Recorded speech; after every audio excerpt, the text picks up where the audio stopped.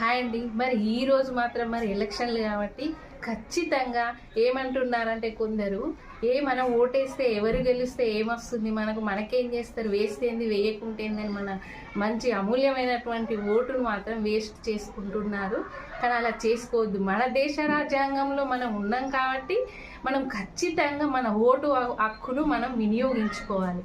ఎందుకంటే మన ఒక్క ఓటుతోటే గెలవచ్చు, మన ఒక్క ఓటుతోటే తక్కువైతే ఓడిపోవచ్చు. కాబట్టి అది ఎవరి దగ్గర ఉంది?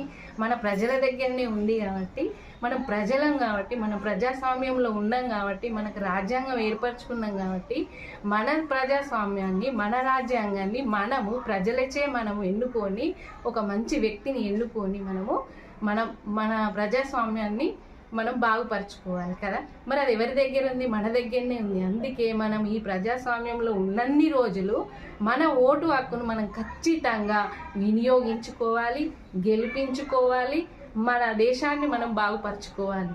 ఓకేనా ఫ్రెండ్స్?